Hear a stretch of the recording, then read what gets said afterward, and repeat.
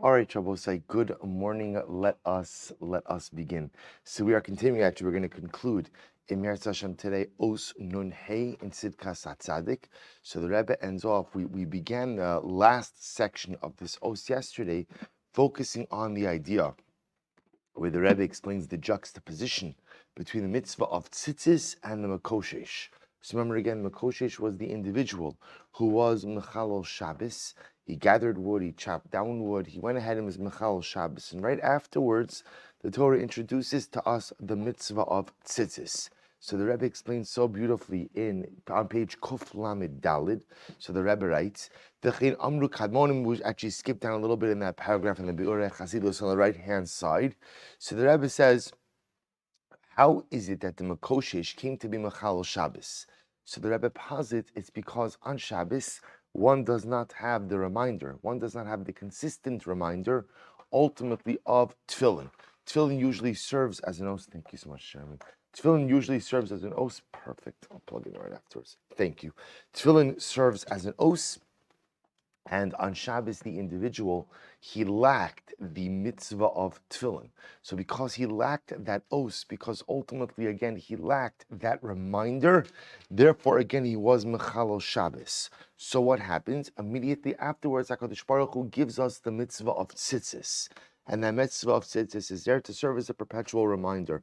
What's the goal of the reminder? The goal of the reminder is to take those things that we know intellectually and to ensure that we know them emotionally. So the Rebbe points out something incredible. He says, "Kedei shelo ye'era od davar kazeh la'adam Yisrael, lishkoach shehu yom Shabbos, she'asr la'asas v'malacha, v'ma'kavana she'atzitzis mo'ila la'adam shel lishkoach ha'tzaydi b'moach." So remember again, let's talk about this in just a moment. So the mitzvah of tzitzis is there to remind me that I shouldn't forget that it's Shabbos and come to Chas Shalom be Mechalol Shabbos. So we'll say, let's be clear. The Makoshesh was mazid, right? The Makoshesh intentionally violated Shabbos. So it's not the pshat that the Makoshesh forgot, right? We think about this. Oh, so now I have tzitzis, I have a reminder. It's not the pshat that the Makoshesh forgot about Shabbos, and therefore he violated Shabbos. The Makoshesh absolutely knew about Shabbos. He was amazed. He was an intentional violator of Shabbos. So because of that, says the Rebbe something amazing. What does the mitzvah of tzitzis do? The Makoshesh was intellectually aware of Shabbos. It's just he experienced a level of emotional forgetfulness. The point of the mitzvah is to take that which we know intellectually and now to infuse it emotionally. Hari Makoshesh, just the last part of that section, Hari Makoshesh, Haya, Mezid Haya, Kishichelas HaShabbos, Shari Ne'anash B'misa B'skila Al Avonzeh, Ve'imkin Vadai Shebemocha Yada Beber Es Kol Chumras HaIser, Ve'eno Ezo Zechira Haisa Chaserelo, Kedei Lemono Min Avera, Elamukach Mikach Shekavanas HaTorah Lezchira, Hainu Hargoshas Hadavar Bepnimius Halev, Ve'achin Mitzas Tzitzis, Ma'oreres Es Ha'adam Lezechira Zu. Sefer will say, to be clear, the Makoshesh wasn't lacking in intellectual awareness. After all, he was mazid. Mazid means, I know what I'm doing, I know that it's wrong, but I do it anyway. How could a person get to that kind of level if they have an awareness? Very simple, says the Rebbe, because at the end of the day, things that I know intellectually, I can choose to ignore. Things that I know emotionally, just remember again, I can choose to ignore that also. But it's much less likely that I go ahead and ignore things that I know emotionally. The point, therefore, of a mitzvah, and I both say this is incredibly profound. The point of a mitzvah is to take something from the level of intellectual awareness and transform it ultimately into emotional awareness. That's the goal. That's the goal. That's the yesod. I just want to point out, it's not unique to tzitzis. Just to be clear, what Reb Tzaddik is suggesting is this may be a concept with all mitzvahs in general, that the goal of a mitzvah is to take intellectual knowledge and transform it into emotional knowledge. The more I serve the Ribono Shel Olam through the medium of mitzvahs, the more I go ahead and create an emotional awareness, an emotional knowledge about the existence of HaKadosh Baruch Hu, about the importance of the Ribono Shel Olam, and the way that's able to shape my day-to-day living. So we'll say an incredible yisod. Now he ends off the section or he ends off the os with one more piece. V'lochin, kedei lahavi esayidiyat tziboy lifal balev, amru chazal parakama d'neseches nedarim. So therefore we'll say, again, so Reb Tzaddik's premise, because this is going to be a little bit of a different application, Reb Tzaddik's premise, therefore, is that halacha l'maisa, I go ahead. Did I do something wrong? Did I forget something? Yeah. So Reb Tzaddik's premise is that two levels of knowledge: intellectual knowledge, emotional knowledge, right? And the idea that I can know something intellectually, I can ignore it. The goal is to create emotional knowledge. Now Reb Tzaddik says, how do you create emotional knowledge? Mitzvahs. Mitzvahs, that's what a mitzvah does. A mitzvah, which is reinforcing positive behaviors, goes ahead and takes that which I know intellectually and transforms it into the emotional awareness as well. Now Reb Tzaddik ends off with one last piece. He says there's another way to create emotional knowledge and emotional awareness. He says how? This is incredible. He says, Amru Chazal, Parakama de Masechas Nedarim, Sha'afa Pisha Asra Adam Li Shava Shal Tzorach. Even though normally a person cannot go ahead and swear for no purpose, right? We take an oath exceptionally carefully. He says, Aval mitzvah lihios nishboim lekayim hamitzvos. But it's very interesting. There's a concept of swearing in order to perform a mitzvah. So I take an oath, I take a shavua to obligate myself in the performance of a mitzvah. Kilomar, mitzvah shehe adam nishba lekayim mitzvah, kedei sheyimaher v'yizdares lekayma. V'agimara miva'er sham, she'af agav t'kol echad mi'yisrael kvar mushba v'omin v'har Sinai, lekayim es kol hamitzvos, v'im kein ein hashvua chala klal, v'hari shvua zu shenishba hi shel l'tzorech. Suppose to listen to this. There's a concept of nishpa l'kayim es mitzvah. So there's a concept ultimately again of swearing to perform a mitzvah. Now, such an oath is incredibly strange. Why? Because at the end of the day, I'm already bound to perform a mitzvah. So why would there be a concept of swearing to perform a mitzvah? So he goes on, he says, even though I'm already bound to go ahead and perform mitzvos, nevertheless, what's the role of this shvuah? Lizaruze nafshe. The Ziruze nafshe will say, in order to go ahead and give myself zrizus, in order to go ahead and act in an alacritous fashion, in order to spur myself to continued dynamic activity. He goes on, he says, V'lechora adayin kasha, halo ein shvuah zu mosifa shum israelov, ve'im kein ma zerusu, ve'echu poel umoil adam sheikaimas osa mitzvah shenishbalas osa, aval muchach mizeh shazerusu shebe'emtzaz haskaras hashvuah befiv, nichneses hargoshas chumras hamitzvah lepnimiyas halev. So we'll say this is incredibly profound. So Tzaddik says, what does it mean to take a shvuah to perform a mitzvah? Right? What does that mean? I'm already what we call mushba v'omed. I already have an obligation to perform the mitzvah. So what does the shvuah do? Right? I swear I'm going to put on tefillin, so to speak. Right? I swear I'm going to keep Shabbos. I swear I'm going to go ahead and learn Torah. I'm already obligated to do those things. So we'll see it. Interestingly enough, what does a shvuah do? A shvuah encourages action. How does a shvuah encourage action? By articulating a promise to one's self. One goes ahead and pushes oneself towards enhanced dynamic activity. So here Tzaddik introduces something else. That sometimes the way to take something from intellectual knowledge to emotional knowledge is to articulate one's personalistic obligation. You see, this goes back, we spoke about this on Shabbos as well. This goes back to something we spoke about before, which is when you speak things out, you create a reality. This is why Rabbi Soloveitchik, I mentioned this on Shabbos, Rabbi Soloveitchik points out that Rambam in Hilchos Tshuva, Parak Aleph, Halacha Aleph says that Kishiyas Tshuva, Chayiv lehisvados. When a person does Tshuva, the first thing I'm obligated to do is vidui, is confession. Why? Because when I commit an Aveira, and the Aveira just lives up here, lives in my mind, it's easy to rationalize, and it's easy to explain away. But the moment I do Avidwe, and I articulate that which I have done wrong, Chatasi Avisi Pashati, I've articulated the fact that I committed an Aveira, suddenly again it takes on a reality onto itself. It's the same idea, says Reb Tzaddik.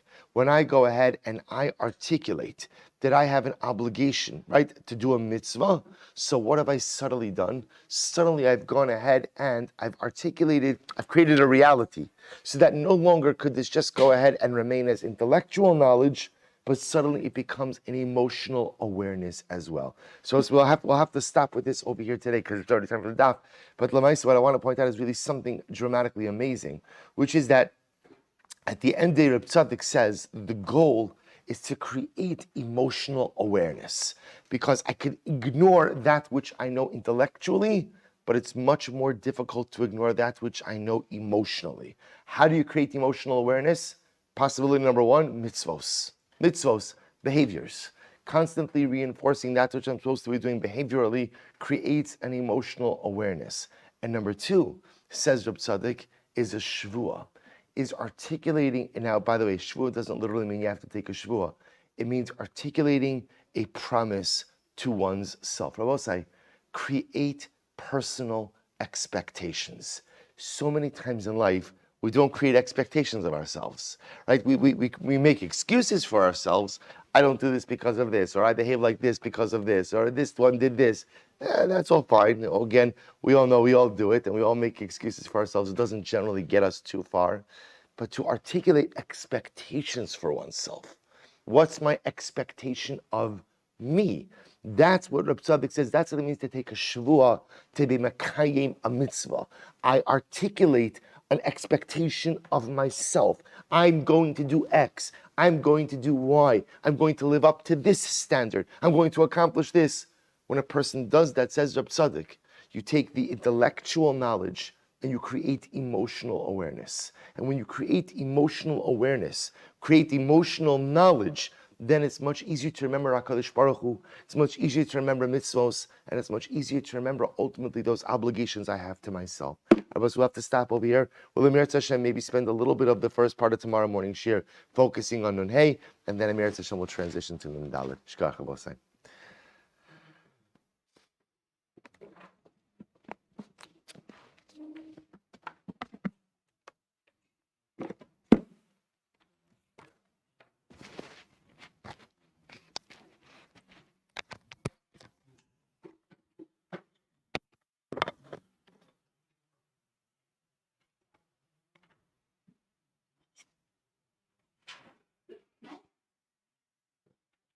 All right, Shabbosai, let us begin. So I'm going to begin by thanking our sponsors of today's shir, to thank our Talmud Torah sponsors for the month of Iyar, Yona Shushie Ehrenfeld, for dedicating all the Shir and Drashos this month in loving memory of Yona's grandfather, Yosef ben Shmuel Aron. To thank Marc Karstaedt for dedicating the Shiurim this month in memory of his mother, Chana Bat Shraggai. To thank our Week of Learning sponsors, the Marowitz family, in his Chosov Refuah Shalima for Su Shulam Tova Bas Mindel, and the Grossman family as a Zechusar Refuah Shalima for Miriam Chana Bas Ida. We thank all of our sponsors and hope that in the merit of our Talmud Torah, all of the Neshamos will have an Aliyah, and all those who require a Refuah should have one together with Kol Cholei Yisrael. And also with that, let us begin. We have a really exciting and beautiful daf ahead of us today. Today's daf is Daf Tes, and we are picking up Emir Hashem on the bottom, actually at the two dots on Ches Amud Beis. So we'll say going back a little bit to the Mishnah. A little bit back to the Mishnah. So we'll say let's begin. So the Mishnah said as follows, quoting by the two dots, Lishkas Parhedron. So remember again, we would sequester the Kohen Gadol to a chamber, right? So we've spent the first 8 blot of this Masechta really focusing on the notion and concept of sequestering. Now we're going back a little bit more to the mechanics. What happens? So remember again, the first thing the Mishnah told me is they sequestered him to a chamber in the Beis HaMikdash, and that chamber was named the Parhedron chamber. So they would take him to the Parhedron chamber. So says the Gemara, Lishkas Parhedron, Tan Rabbi Huda, V'chi Lishkas Parhedron Haisa, Was it actually called the Lishkas Parhedrin? Was that the name of it? V'halo Lishkas Balvati Haisa. It was named the Lishkas Balvati. They both say, now what's the difference in these names? If you take a look at Rashi, Rashi says Parhedrin is Pekidi Hamelech. Parhedrin actually is a name, not of a person, but of a position. So Parhedrin is an officer of the king. Balvati, on the other hand, Rashi says over here, Lashon Sorim, is a Lashon of nobleman. Nobleman. So the chamber of, which is what we call Lishkas Parhedrin, that means the chamber of the king's officers. But Balvati means the king's nobleman. So Balvati is a much more exalted statement than Parhedrin. So the Gemara says, why would we call the Kohen Gadol's chamber Lishkas Parhedrin? After all, again, we should call it Lishkas Balvati, nobleman. To which the Gemara says, you're right. In the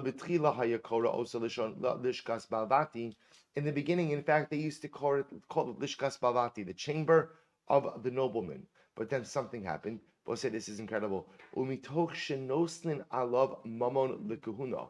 Umachlifin also kol shnei masar chodesh. Keparhet, supposed to listen to this. But then something happened, and we'll expound on this a bit more on Daf Tes. During the second temple era, during the second Beis Hamikdash, the office of the Kahuna Gedola was sold to the highest bidder. And as a result, you had a number of people who were totally unfit for office, yet occupied that office. So interestingly enough, what ended up happening, there was an incredible amount of turnover. And also, why was there turnover? I guess you could call it early retirement, right? How so? Because they would go into the Kodesh HaKadoshim on Yom Kippur, and they would not come out. They would not come out. So there was an incredible amount of turnover. Now, something very interesting happened. As soon as the Kohen Gadol would come into power, what was the first order of business? He would remodel the Lishkas Balvati, right? That's my chamber.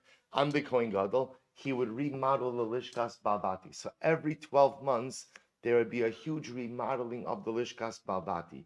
But interesting, if you take a look at Rashi, Rashi says over here, Mitoch shenostin mamon lekehuna, mitoch shekohani bayeshini hayu omdin ayidin mamon shenostin al kuna gidola lemalchus beis chashmonai.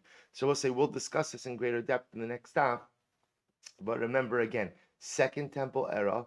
Remember again, you had, at least for some period of that, the Hasmonean kings, right? After the Hanukkah story, the Hashmonaim, who were Kohanim, took over the Kahuna. Well, they didn't take over; they were Kohanim, but they also took over the Melucha.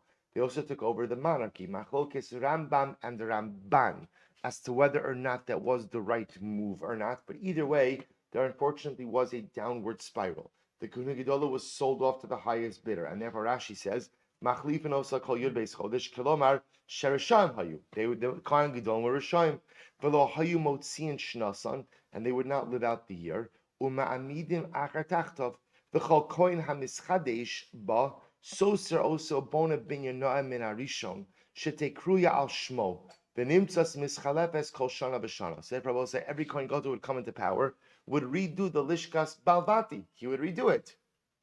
So it became a little bit like a joke.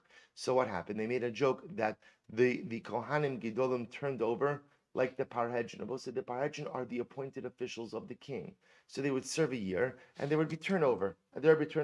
So what used to be called the Lishkas Balvati, which was again the Lishka, the chamber of the nobleman, became known as the Lishkas Parhedrin, right? The Parhedrin meaning the servants of the king, right? The attendants of the king, whose positions often turned over every year, just like the Kohanim Gedolim turned over every year. So the Gemara says, also Lishkas Parhedrin. So amazingly enough, again, in the beginning it was called Lishkas Balvati, the chamber of the nobleman, but then when there was such high turnover amongst the Kohanim Gedolim, because clearly they were unfit for the office, it became known simply as the Lishkas Parhedrin, the attendants of the king, who turn over each and every year. So the Gemara goes back to Tanan Hasam. So we'll say the Gemara just now brings another example of the use of this word Parhedrin.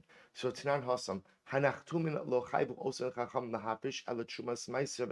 we'll also listen to this. Nachtumin are bakers. These are commercial bakers, right? They're bakers, bakers who provide bread to the general populace. So we'll say, what happens if you have a baker who himself is a chaver Talmid Chacham, but he purchases flour from an Amma Aretz? So Rabbi, remember again, in general, if you purchase produce from an Amma Aretz, what's the status of that produce? What's the status? Demai. So what do you have to do with Demai? You have to retithe it. So it was a special takana by the bakers that halacha l'maisa, when they purchase Demai flour, all they have to do is separate out Trumas Meiser and Chala. They don't have to separate all the other tithes. So Bishlam Truma Gidololo, I understand why the bakers don't have to separate out what we call Truma Gidola. We'll say Truma Gidola is Truma, the portion for the coin. Why? Disanya, top of test, Lefisha Shalach B'chol Gvula Yisrael. Because we'll say it is very interesting. Who was the one who introduced the legislation regarding Demai? It was none other than Yochanan Kohen Gadol, who we will discuss. So Yochanan Kohen Gadol during the Second Temple era goes ahead and kind of looks at what's going on in general Klal Yisrael.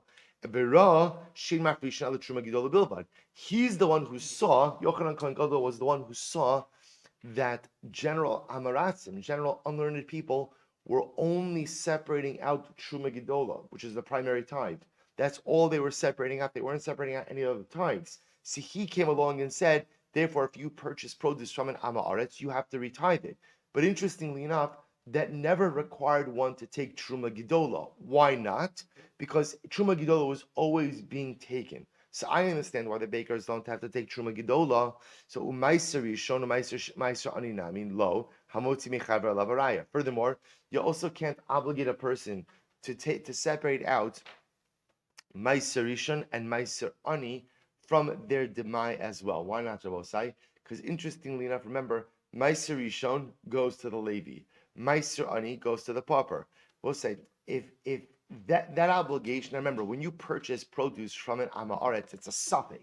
Did the Amaretz tithe it or not? So we'll say, in general, the halacha says, if you want to extract money from someone, the burden of proof rests upon who? The extractor. So therefore, we'll say, if I purchase produce from an Amaretz, maybe he tithed, maybe he didn't tithe it. So therefore, again, halacha l'maisa, if the ani wants to claim that Meiser Ani wasn't separated, the burden of proof rests upon the Ani. If the Levi wants to prove that Meiser Rishon wasn't separated from it, the burden of proof rests upon the Ani. Now we'll say, I know what you're thinking. You could say again, well, by Truma and Truma Gidola, remember again, there is no problem, because remember, even Amei Haaretz, even ignorant people were in fact taking Truma Gidola. Ella Meiser Sheni Nifreshu V'Nisko V'Nichlunu B'Yerushalayim. But why not just obligate the baker to separate out Meiser Sheni and eat in Yerushalayim? Because what's the beauty of Meiser Sheni? What's the beauty of it? It's yours, right? Remember again, Meiser Sheni is yours. The only caveat is you have to go ahead and eat it in Yerushalayim. So why not just obligate them to do that? Amr Ula, because also listen to this, because the bakers had a problem. What was the problem of the bakers? Amr Ula, mitoch shapar hedrin halalu choftin osan kol yud beis chodesh. V'omrim lahen michru bizol. So we'll say, listen to this. The Ula said, because the Parhedrin, we'll say, who are the Parhedrin? They are the officers of the king. The officers of the king would often force the bakers to sell at a significant discount. They would force the bakers to keep their price low. Therefore, lo achechinu rabbanon. Therefore, the rabbis did not compel the Nachtum and the bakers to separate out Meiser Sheni and take it to Yerushalayim. So we'll say, so pretty much what's happening over here is the rabbis had compassion on the bakers, because the bakers had a difficult life, because it was price fixing. Who did the price fixing? It was the king's officials. They forced the bakers to keep the prices low. Therefore, when the bakers bought flour from an Amaretz, technically, again, that flour is Demai. So again, they don't have to separate out Truma Gidola. Why? Because the Amaretz separate out Truma Gidola. Meiser Rishon, Meiser Ani, Hamotzi Mechavera Lav Haraya. Why not obligate them to separate out Meiser Sheni and take it to Yerushalayim? Because they had compassion. They had compassion upon the bakers. But say, why is this being brought down over here? Only because the Brisa uses the word Parhedrin. Right? So what do you see from this context over here? That Parhedrin are officers of the king. They're officers of the king. My Parhedrin. What are Parhedrin? Parsi, Parhedrin are Parsi, and again, last Rashi, and that Parsi, Pikidi Hamelach, officers of the king. Sefer will say, to come full circle, the reason this was called Lishkas Parhedrin, that was not its original name. Originally, it was called Lishkas Balvati, the chamber of the nobleman, reflecting the exalted and lofty level of the position of the Gehuna Gidola.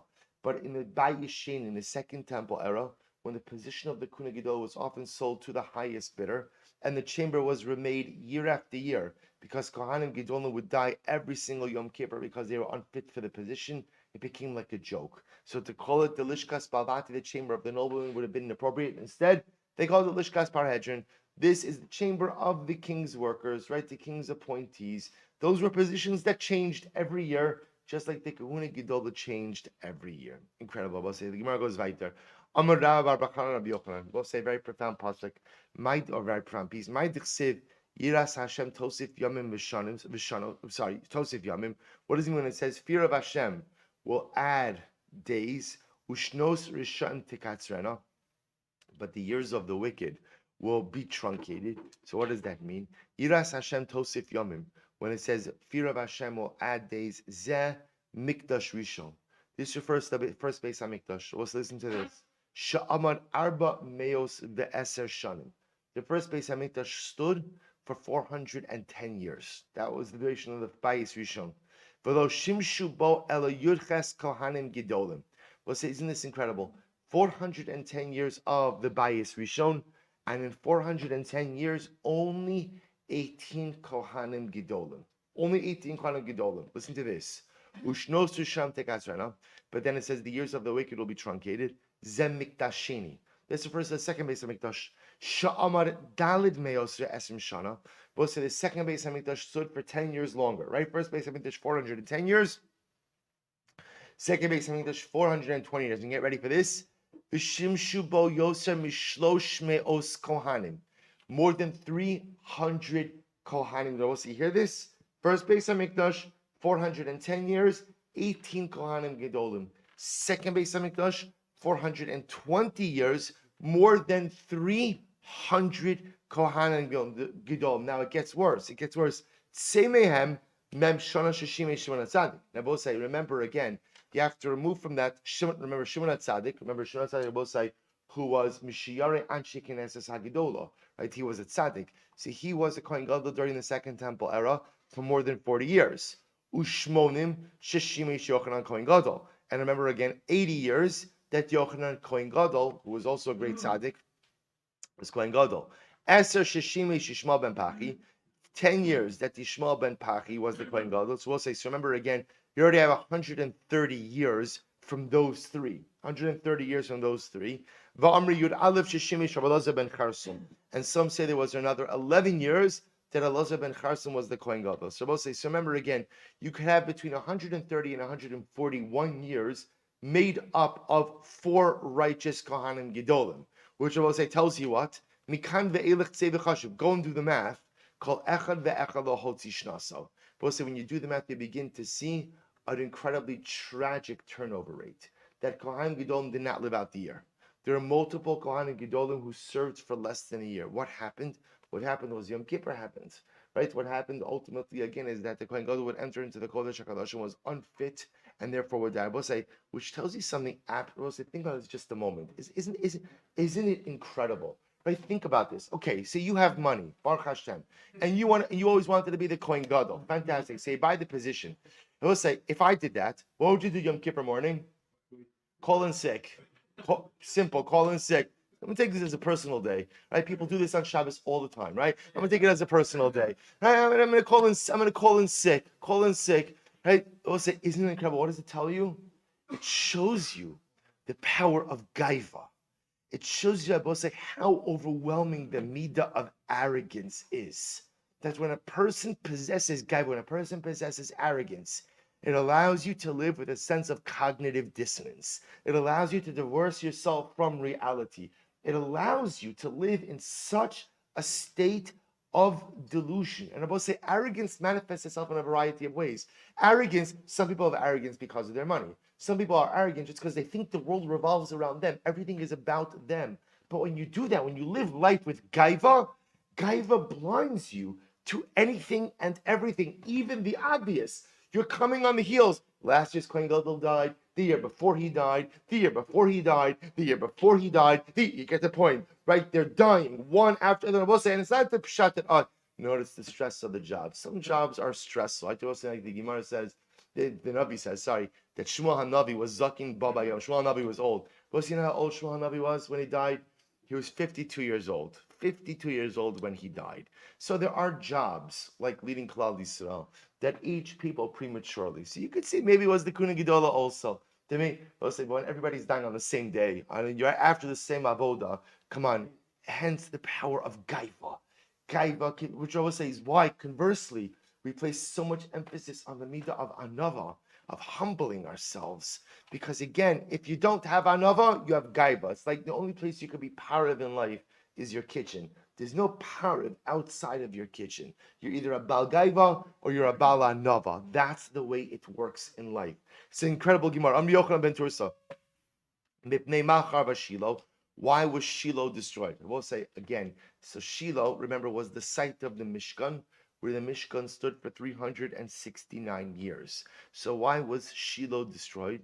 Mipnei shahayu ba shnei devarim. Because we'll say there are two averos happening by Shiloh. Or really, it doesn't mean two averos in Shiloh. It means two averos in Klal Yisrael occurring during that time. What were the two averos? Gilei arayos bizayon kachim. There was immorality and general disrespect of sacrifices, of sacrificial items, of karbanos. Where do we see this? We'll say Gilei arayos t'chsiv ve'eli zakin ma'od Eli. We'll say, remember again, Eli was the Kohen Gadol in Shiloh. This is in the beginning of Sefer Shmuel. Eli was the Kohen Gadol in Shiloh. And what happens? He was very old. V'shama es asher yasun banav l'chol Yisrael. And remember again, Eli's sons Chafni and Pinchas unfortunately abused their power. And Eli heard everything that Chafni and Pinchas were doing. Ve'es asher yishkavun as hanoshim hatzovos beis oel moed. And Eli heard everything that his sons Chafni and Pinchas were doing, all the ra. And he also heard that, literally translated, they slept with the women at the oel moed, at the Mishkan. Va'afagav d'amar Shmuel bar Nachmani amar Rabbi Yochanan. And we'll say, even though again the Gemara says that no, it doesn't literally mean they slept with the women. And whoever says that they committed an act of immorality is mistaken. Rather, what did they do? Ella, the Gemara says, mitoch, mitoch, shesho eskinehen, miha ma'ale alein akasav kilu shachvom. So we'll say, interestingly enough, so the pasuk says that Chafni and Pinchas went ahead and slept with the women. So even if you go with the opinion that it's not literal, they didn't sleep with the women. So what did they do, Rabbi say? When women came after childbirth to go ahead and offer up their karbanos, Chafni and Pinchas took their time. They didn't offer it up. And as a result, women often had to stay over in Shiloh.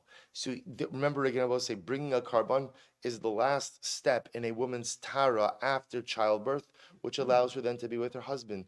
The fact that ultimately they kept women overnight in Shiloh and didn't allow them to go back to their husbands was treated as an act of immorality. So whether it's that Chafni and Pinchas literally engaged in immorality, or it's that Chafni and Pinchas unfortunately delayed the offering of karbanos and kept women from their husband, it's treated like an act of immorality. So you see from here that Shiloh was destroyed ultimately again because of immorality. Next. Avon Kachim, Bizaron Kachim. What does it mean that halakha lamaisa again they disrespected Kachim? So the Gemara says, just trying to figure this out here. They disrespected Kachim. So the Gemara says, so we'll say here, let me explain this to you. Well, let's read it.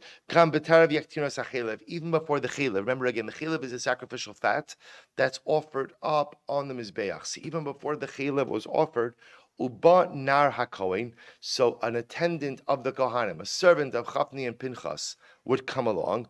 Va'amar li ish hazoveach, and he would say to the person who was offering the karban, Uba li ish hazoveach, va'amar li ish hazoveach, tinei basar litzlos lekohen. Give meat to the kohen to roast. V'lo yikach mimcha basar mavushal, and he won't take cooked meat. Kiyim basar, kiyim chai, raw meat. Vayomer elav ha'ish. So we'll say what would end up happening over here is as follows. The halacha is that the kohen gets a portion of certain karbanos. But when does the kohen get his portion? Only after the chelev has been offered. Right? Once the chelev has been offered, then halacha lamaisa the kohen gets his portion. What would happen? Chafni and Pinchas would send their attendant to go ahead and take the sacrificial piece or sacrificial parts, Kohanic parts, before the chelev was offered. And the Jews would say to the attendant, listen, let us just offer up the chaylev. And then the Kohen could take whatever he wants. But they were so greedy. The Gemara says, let's just offer up the chaylev. And then the Kohen, Chafni and Pinchas, they could take whatever they want. Va'amar lo, no. Give me the meat now. Ve'im lo lakachti b'chazaka. And if you don't give me what I want, I'm going to take it anyway. V'atichatas hana'arim gedola ma'odes p'nei Hashem. Kini atzuan Hashem es minchas Hashem. So we'll say, interestingly enough, remember, they were so greedy that they couldn't even wait for the chaylev to be offered. So the Jews were saying, you could take whatever you want. Let's just go through the proper sacrificial channels. Let's do this correctly. But they were so profoundly greedy that they could not wait to take their Kohanic portion until after the chaylev was.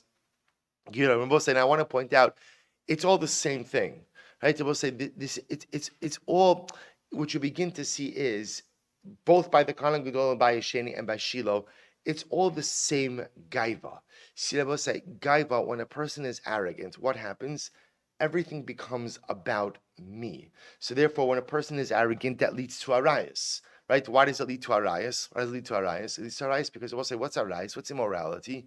Immorality is saying life is all about my pleasure. Life is all about my pleasure. That's what it's about. Whatever is going to make me feel good is necessary, important, and should be permitted. Same thing here with the meat. Why can't you just wait 2 minutes? Just let them offer up the chaylev. Because Gaiva says, I should have what I want, and I should have it now. So it's incredible. It's the same thing by the Kohanim of the Bayis Sheni. It's the same thing with Chafni and Pinchas. Just a profound gaiva, a profound egocentricity that is a derivative of unchecked arrogance. Profoundly tragic. Mikdash Rishon mipnei machar. We'll say these are. I forgot. I meant to send out on the WhatsApp chat last night that incredible, riveting, overwhelming, transformative, cathartic gemaras. But I forgot. So it says the Gemara as follows: Mikdash Rishon mipnei macharav. Now we'll say, why was the first Beis Hamikdash destroyed? Mipnei gimel dvarim shoba, because of 3 averos which were committed in the Beis Hamikdash, or when I say committed in the Beis Hamikdash, meaning committed societally. What were they? Avodah Zarah, Gilei Arayos, Shrichus Damim, idolatry, immorality, and bloodshed. So we'll say the 3 cardinal sins, the 3 cardinal averos. 3 cardinal averos. The Gemara says, now let's analyze. So Avodah Zarah, where do we see Avodah Zarah? Ki katzar matzeh mihishtareya. So literally means the couch was too short to stretch out on. What does that mean? My katzar matzah mishtareya. Am Rabbi Yochanan katzar matzah zeh hamishtara alav shnei reim ke'echad. The couch was too narrow, was too short for 2 friends to lay down on. We'll say, who are the 2 friends? The Ribono Shel Olam and the Avodah Zarah, the idol that King Menashe introduced into the Beis Hamikdash. So we'll say the idea being was that the Jews introduced idolatry, and therefore there wasn't enough room. Right? There wasn't not enough theological room for HaKadosh Baruch Hu, as well as the Avodah Zarah. V'hamasecha Sarah ki his kanes. So the Gemara says, Amar Shlomo Nachmani kimati Rabbi Yonasan lahaikra. Whenever Rabbi Yonasan would come to this pasuk, bachi, he would cry, Amar man dichsiv bei, the God about who it said, Kones kaned me hayom, the one who's supposed to be referring to Har Sinai. That literally he gathers mounds of water. Naasislo masechat tzara. An idol became his rival. So we'll say it's tragic because we'll say what happened. Again, this in general is always fascinating. The concept of idolatry, especially historically when there is such a clear divine manifestation. Whether again it's earlier by Yam Suf or whether it's by Bayis Rishon, but again this was the Avodah Zarah. So we'll say, interestingly enough, I want to point out that often throughout our history, when we had challenges with idolatry, so it wasn't necessarily that idolatry meant the rejection of HaKadosh Baruch Hu in favor for another God. But in fact, what happened more often than not was what was something that's called Shituf. Shituf means, I believe in HaKadosh Baruch Hu, but what? I believe in other things as well. And you see this often. Rarely was like an active repudiation of the Ribono Shel Olam in favor of another deity. Instead, there was the worship of another deity in conjunction with the Ribono Shel Olam.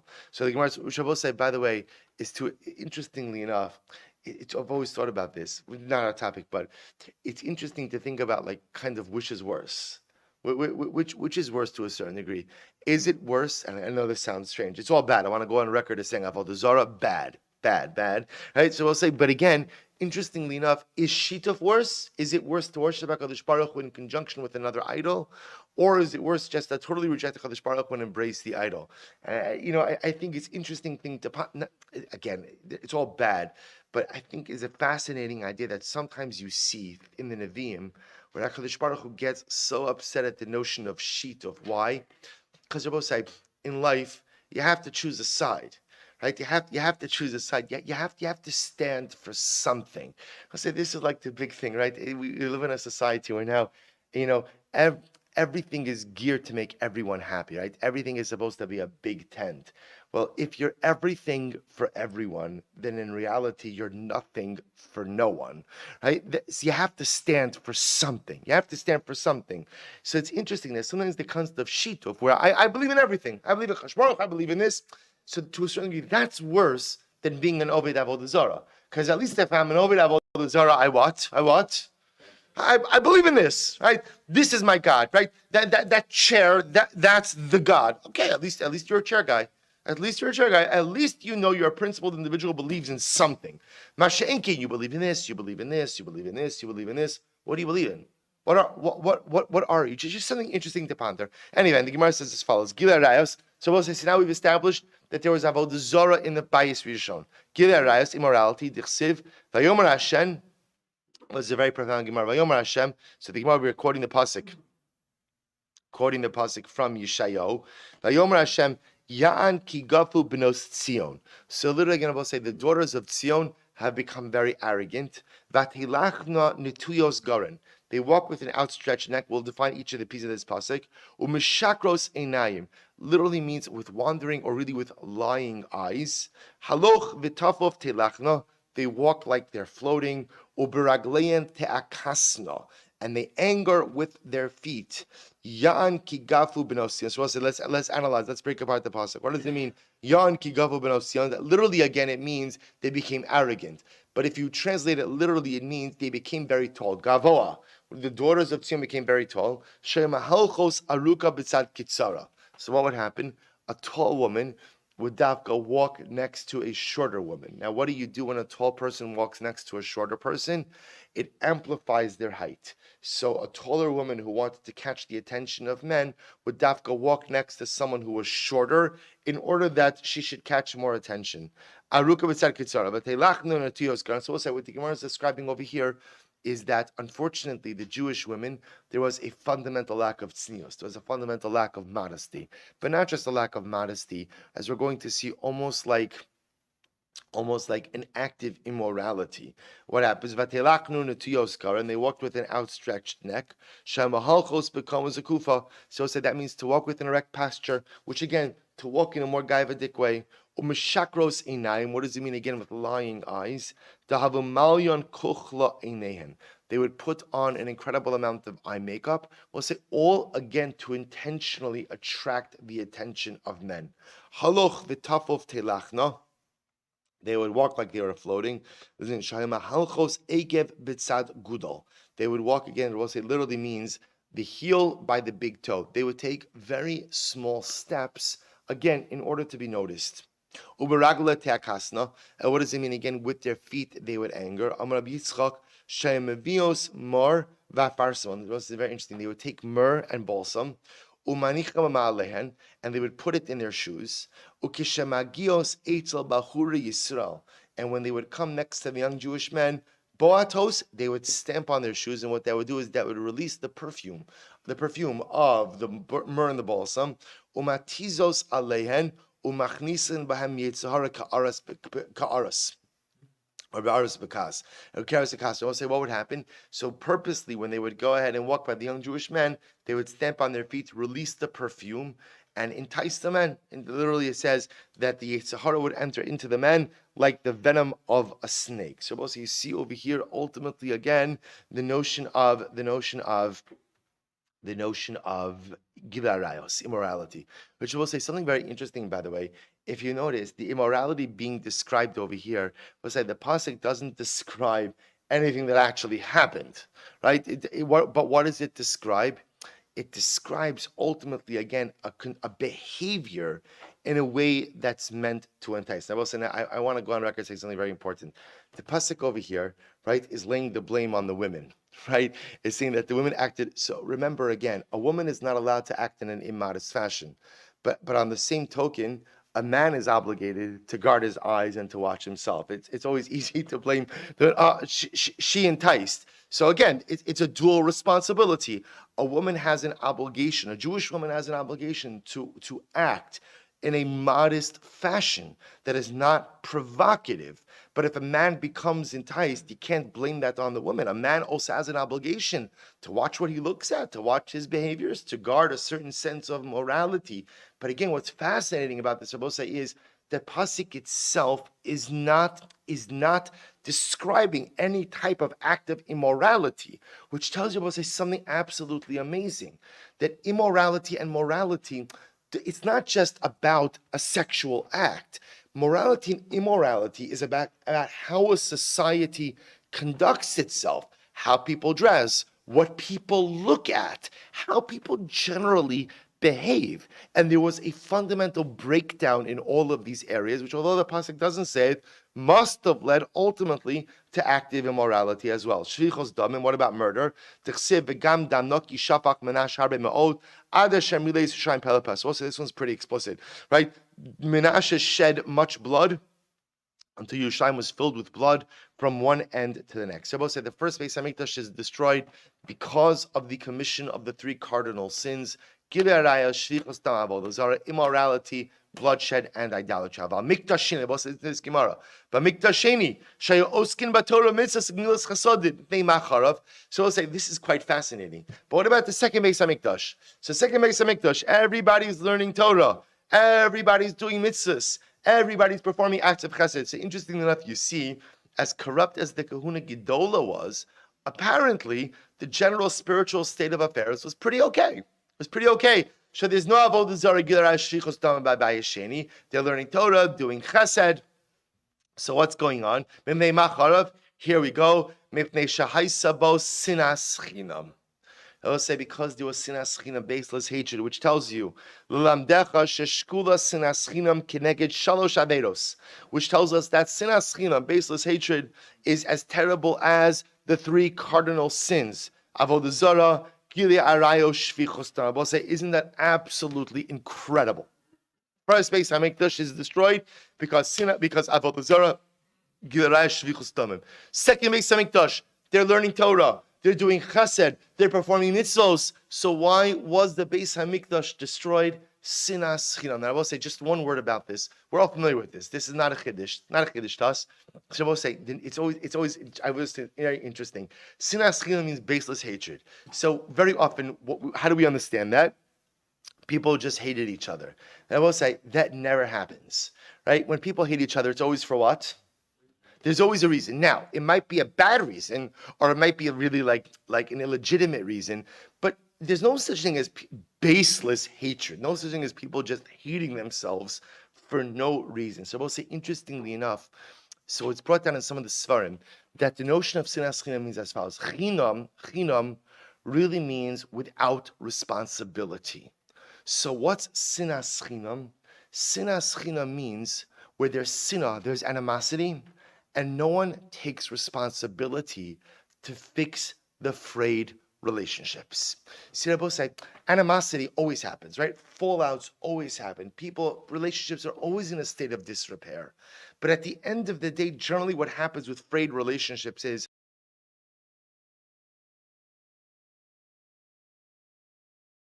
you know what? We can't be friends, or we have to have a distance. But that's okay. That's also a form of repair. I don't let it dangle. You stay there. I'll stay here. You should be matzliach. I should be matzliach. But it's not healthy for us to interact. But again, sinas chinam means that there's sinah, and no one takes responsibility to try to fix it. no one takes responsibility to try to go ahead and figure out what to do with this. That's when society disintegrates. When no one takes responsibility over the discord. When no one, and we'll say, by the way, I'm not going to get political now. Right? But again, you see this in societies. You see the disintegration of fabric of society when there's discord, there's problems, and no one wants to take ownership or no one wants to assign ownership of the problems that occur. There leads to a fundamental unraveling of the fabric of society. More to say on that, but I'll say that at a different time. So also the Gemara says, Rishayim hayu, ela shetalu bitchonim ba'akadosh baruch hu. Ultimately, interestingly enough, by Bayesheni, they were Rishayim, but interestingly enough, they believed in HaKadosh Baruch Hu. So also remember again, as opposed to Bayes Rishon, where there was a problem with Avodah Zarah, there was no problem with Avodah Zarah during Bayesheni. We'll say, isn't this fascinating? Theologically, they were pretty okay. There was really no idolatry during the Second Temple era. I mean, in the Beis HaMikdash, they were Rishonim. They were bad, but they believe in HaKadosh Baruch Hu. Asan l'mikdash rishon d'chsiv Rasha b'shocha yishpot v'kohanim b'mechir yoru. So we'll say, now we're going to see there's a discussion exactly about what this phrase applies to. This phrase of Rishonim hayu, they were wicked, but they believed in HaKadosh Baruch Hu. Is that a reference to First Temple or Second Temple? So Asan l'mikdash rishon, the Gemara says perhaps it refers to the mikdash rishon d'chsiv Rasha b'shocha yishpotu kohanim b'mechir yoru univiyah Bekesef yaksomu va'al Hashem yishanu leimor halo Hashem bekabena lo sava alana ra'a. So the pasuk says, literally again, right? Their leaders judged with bribery. Their kohanim through a price paskin halacha. Their prophets prophesied with money. But yet they depended on HaKadosh Baruch Hu to say nothing bad will happen to us because the Ribono Shel Olam is in our midst. Lefichach hevi aleina HaKadosh Baruch Hu gimel gezeros kineged gimel averos shebiyadim. Therefore, HaKadosh Baruch Hu brought about 3 judgments corresponding to the 3 averos. Shneimar lochin biglalchem Tzion sada techrash. Tzion will become a plowed field. V'Yerushalayim iein tia. Yerushalayim will become ruins. V'harabayis lebamos ya'ar. And Harabayis will turn into a forest. High places will turn into a forest. But is that true in the first place of Mikdash? There was no sinas chinam. So we'll say the way the Gemara makes it sound like is Bayis Rishon Gilarayos Avodah Zarah Shvichos Damim. Bayis Sheni sinas chinam, baseless hatred. Is that true? That in Bayis Rishon there was no baseless hatred? The pasuk says Megurei al Cherep Hayu Esami Lachein Sipok al Yarach. So Elu b'nei Adam she'ochlin v'shosin zem. This pasuk refers to people who dine with each other. V'dokrin zed zeh b'charavo shebelashonam, and yet they stab each other with the swords of their tongue. So we'll say, so the Navi here is describing people who exhibit outward friendship to one another, but then stab each other in the back. So we'll say, is that not the greatest example of sinas chinam? Right? We'll say, and that's the most disingenuous thing. You pretend like you're someone's friend, but then when they're not listening or they're not around, you talk about them, you stab them in the back. To which the Gemara, so this is Bayis Rishon, which would seem to indicate to us that there was a problem with sinas chinam by Bayis Rishon as well. To which the Gemara says, no, hahi b'nisi Yisrael v'dichsev. Ultimately, again, that was actually talking about the leaders. In Bayis Rishon, there was a problem with sinas chinam, but who's sinas chinam? Amongst the leadership. It was not a problem in the populace, just the leadership. Dichsev zag v'hila ben Adam ki aisa ba'ami. V'tanya zag v'hila ben Adam yochol hakol. So we'll say really fascinating. So apparently in Bayesheni, in Second Temple era, the sinas chinam ultimately again was amongst the general populace. In Bayis Rishon, the sinas chinam was limited to the leadership. Rabbi Yochanan bar Elazar Tarbayu Rishonim sheniskala avonim miskala kitzim. So what says is incredible. Rabbi Yochanan bar Elazar say in the first Beis HaMikdash, where their sin was revealed, right? To both say, because remember, when the sin was revealed, because the Navi tells us what their averos were. We saw this. This is a psukim, right? Remember again, by Bayis Rishon, how do we know what they did wrong? The Navi tells us, Gil Arayos, Shvichos Damim, Avodah Zarah. Because their sin was revealed, ultimately again, Niskala Kitzam. The end of their galus was revealed as well. Right? To both say, by Bayis Rishon, we're told that when the Beis HaMikdash was destroyed, diaspora would last for 70 years. However, Achronim Shalon is Gala Avonam, but by the Bayesheni, where their sin was not revealed. In other words, say Remember, how do we know that the Bayis Sheni was destroyed because of Sinas Chinam? How do we know that? Yoma Daf Tesam Beis, because the Gemara tells us. The Gemara tells us Masora, but the pasuk doesn't reveal it. Therefore, lo niskala kitzam.